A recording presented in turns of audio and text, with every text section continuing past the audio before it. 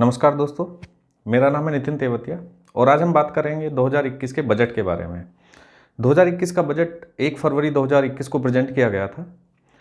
वैसे तो कई मायनों में ये बजट बहुत ही खास है क्योंकि कोविड महामारी के दौरान जो अर्थव्यवस्था हिली हुई है उस टाइम पे ये बजट प्रेजेंट किया जा रहा है और इस दशक का ये पहला बजट है, तो कई मायनों में ये वैसे भी महत्वपूर्ण हो जाता है। तो समझते हैं कि बजट में क्या खास है। सबसे पहले समझते हैं कि बजट क्या होता है। बजट का मतलब होता है कि अपने इनकम और एक्सपेंडिचर की प्लानिंग करना। तो सरकार अगले साल के लिए अपने इनकम और एक्सपेंडिचर की प्लानिंग कर रही है। अगले साल मतलब 2020-21 में सरकार लगभग 35 लाख करोड़ रुपए खर्च करने के लिए प्लान कर रही है और जो सरकार की इनकम होगी 2020-21 में वो लगभग 20 लाख करोड़ के आसपास रहेगी। तो जो बैलेंस है इसी को मतलब फिस्कल डेफिसिट, जो वित्तीय घाटा बोला जाता है, मतलब जहाँ पे एक्सपेंडिचर इनकम से ज़्यादा हो जाते हैं उसको वित्तीय घाटा बोलते हैं। तो इस अमाउंट को सरकार वर्ल्ड बैंक, दूसरे देशों से या फाइनेंशियल इंस्टीट्यूशन से उधार लेती है और जनता की भलाई के लिए खर्च करती है। सबसे पहले बात करते हैं हेल्थ केयर सेक्टर के बारे में। कोविड महामारी का टाइम चल रहा है तो इस सेक्टर पे ज़्यादा ध्यान देने की ज़रूरत है। इन सब चीज़ों को ध्यान में रखते हुए सरकार ने इस सेक्टर के लिए लगभग 2.25 लाख करोड़ रुपए का बजट एलोकेट किया है। अगर मैं बात करूं पिछले साल के बजट से तो ये 137% ज़्यादा है। मतलब काफ़ी अच्छा एलोकेशन सरकार ने इस बार हेल्थ केयर सेक्टर में दिया है। इसमें से लगभग 35,000 करोड़ रुपए हमने वैक्सीनेशन के लिए एलोकेट किए हैं।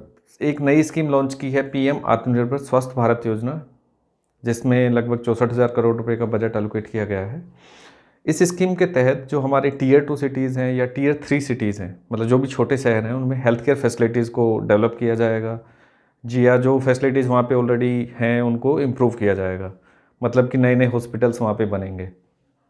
इसके अलावा सरकार ने इस सेक्टर में 2 और स्कीम लॉन्च की हैं।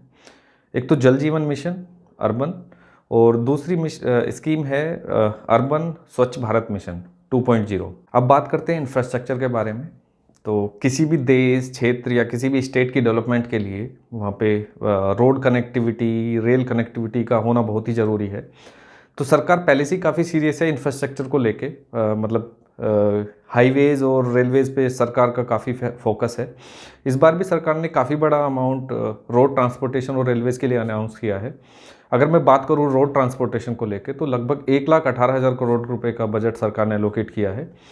वहीं रेलवेज़ के लिए भी सरकार ने 1,10,000 करोड़ रुपए का बजट एलोकेट किया है, जो एक काफ़ी बड़ा बजट होता है अगर हम बात करें तो।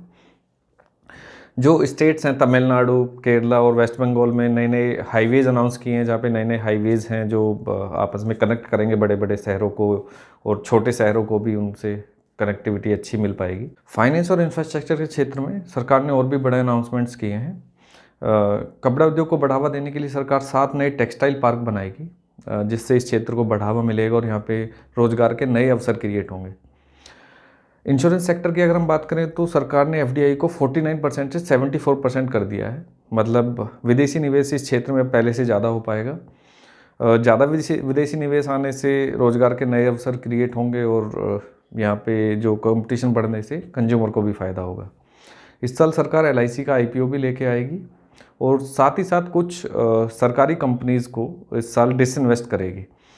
डिसइन्वेस्टमेंट का मतलब है जो सरकारी कंपनीज होती हैं उनको प्राइवेट सेक्टर को बेच दिया जाता है। तो सरकार कुछ बड़ी कंपनी जैसे air India, Bharat petroleum, container corporation of India, shipping corporation, in companies को सरकार इस साल डिसइन्वेस्ट करने का प्लान कर रही है। और साथ ही साथ 2 सरकारी बैंक और एक जनरल इंश्योरेंस कंपनी को भी सरकार डिसइन्वेस्ट करेगी। हालांकि अभी उनका सरकार ने नाम डिस्क्लोज़ नहीं किया है कि वो कौन से बैंक होंगे और वो कौन सी जनरल इंश्योरेंस कंपनी है जिसको सरकार डिसइन्वेस्ट करने का प्लान कर रही है। छोटी कंपनीज़ के लिए इस बजट में एक अच्छी खबर है। सरकार ने स्मॉल कंपनी की डेफिनेशन को चेंज कर दिया है। जो पहले पेड अप कैपिटल की कंडीशन थी 50 लाख, उसको बढ़ा के 2 करोड़ कर दिया है। और टर्नओवर की कंडीशन जो पहले 2 करोड़ थी उसको बढ़ा के 20 करोड़ कर दिया है। मतलब कि अब ज़्यादा कंपनीज स्मॉल कंपनी की डेफिनेशन में फॉल करेंगी और स्मॉल कंपनी की डेफिनेशन में फॉल करने से उनको फ़ायदा होगा कि उनके ऊपर जो कंप्लायंस की रिक्वायरमेंट थी वो कम होगी, उनको कागजी कार्रवाई कम करनी पड़ेगी और उनके लिए बिजनेस करना थोड़ा सा आसान हो जाएगा। कृषि के क्षेत्र की अगर बात करें तो सरकार ने एमएसपी पर रिकॉर्ड खरीद की है, जो पहले की तुलना में बहुत ज़्यादा है। और सरकार ने अनाउंस किया है कि आगे भी एमएसपी की खरीद को बढ़ाया जाएगा। साथ ही साथ एग्रीकल्चर क्रेडिट के बजट को भी बढ़ा के सरकार ने 16.5 लाख करोड़ कर दिया है। उसके अलावा समुद्र से रिलेटेड जो फार्मिंग होती है, जिसको सीवीड फार्मिंग बोलते हैं, उसको भी प्रमोट करने के लिए सरकार एक मल्टीपर्पज़ सीवीड पार्क बनाएगी तमिलनाडु में, जिससे इस क्षेत्र में भी अपॉर्चुनिटीज़ बढ़ेंगी और इस क्षेत्र को भी प्रमोट किया जा सकेगा। इस बजट में अनऑर्गेनिक सेक्टर में काम करने वाले प्लेटफॉर्म वर्कर और गिग वर्कर के लिए भी बहुत अच्छी खबर है। सरकार इन लोगों को भी सोशल सिक्योरिटी बेनिफिट्स के दायरे में लेके आएगी। गिग वर्कर और प्लेटफॉर्म वर्कर की अगर मैं बात करूं तो ये वो लोग होते हैं जो अमेजॉन, फ्लिपकार्ट, जोमेटो, स्विगी इन जैसे प्लेटफॉर्म के साथ काम करते हैं, मतलब उनके सामान की डिलीवरी करते हैं। तो इन लोगों को कोई डायरेक्ट एम्प्लॉयर तो होता नहीं है, तो इनका ना पीएफ डिडक्ट होता है, ना ईएसआईसी डिडक्ट होता है। तो सरकार प्लान कर रही है कि इन लोगों को भी इन सोशल सिक्योरिटी बेनिफिट्स के दायरे में लेके आया जाए और उनके भी प्रोविडेंट फंड और ईएसआईसी का बेनिफिट मिल सके। इनकम टैक्स स्लैब्स में सरकार ने इस साल कोई चेंजेस नहीं किए हैं। सीनियर सिटीजन जिनकी एज 75 साल से ज़्यादा है और जिनकी इनकम पेंशन या इंटरेस्ट से ही है, उनके लिए रिटर्न भरना मैंडेटरी नहीं होगा। इसके साथ जो आईटी प्रोसीडिंग्स की टाइमलाइन पहले 6 साल थी, उसको 6 साल से घटा के 3 साल कर दिया है। स्टार्टअप के लिए जो टैक्स हॉलीडे पीरियड था उसको भी 1 साल से बढ़ा दिया है। अफोर्डेबल हाउसिंग में जो एडिशनल डिडक्शन मिलती थी उसकी भी लिमिट को 1 साल बढ़ा दिया है। एंटिटीज़ जिन पे टैक्स ऑडिट मैंडेटरी था उसकी कंडीशन को 5 करोड़ से बढ़ा के 10 करोड़ कर दिया है, जिसके लिए उनकी ट्रांजैक्शन 95% डिजिटल होनी चाहिए। इससे सीए जो प्रैक्टिस करते हैं उनको थोड़ा सा नुकसान हो सकता है, क्योंकि अभी टैक्स ऑडिट कराना सभी के लिए मैंडेटरी नहीं होगा। आत्मनिर्भर भारत मिशन को ध्यान में रखते हुए सरकार ने कुछ चीज़ों की कस्टम ड्यूटी में चेंजेस किए हैं। कुछ चीज़ों कस्टम ड्यूटी को बढ़ाया गया जिससे उनका भारत में प्रोडक्शन प्रमोट किया जा सके, जैसे कि टेक्सटाइल्स, कॉटन, केमिकल और सोलर आइटम जैसी चीज़ों पे कस्टम ड्यूटी को बढ़ाया गया है। साथ ही साथ आयरन स्क्रैप, कॉपर स्क्रैप की कस्टम ड्यूटी को कम किया गया है। इसके अलावा सरकार ने agriculture infrastructure and development cess petrol और डीजल पे लगाया है। पेट्रोल पे 2.5 रुपये प्रति लीटर और डीजल पे 4 रुपये प्रति लीटर। अब इनके प्राइस इन सेस को लगने की वजह से ना बढ़े, इसलिए सरकार ने इन पे लगने वाली एक्साइज ड्यूटी को कम किया है। गवर्नमेंट एक व्हीकल स्क्रैपेज पॉलिसी लेके आएगी।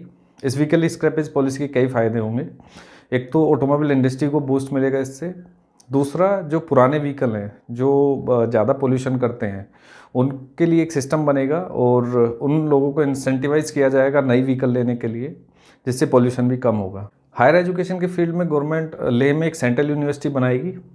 साथ ही साथ ट्राइबल एरियाज़ के बच्चों को एजुकेट करने के लिए 750 एकलव्य मॉडल रेजिडेंशियल स्कूल बनाए जाएंगे ट्राइबल एरियाज़ में।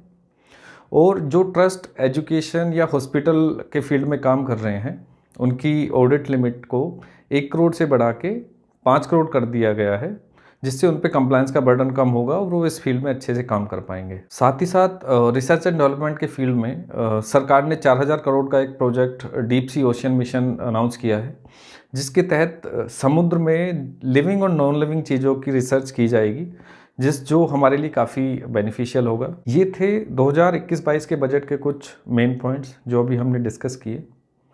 हेल्थ केयर सेक्टर और इंफ्रास्ट्रक्चर के लिए सरकार ने बहुत बड़ा अमाउंट एलोकेट किया है।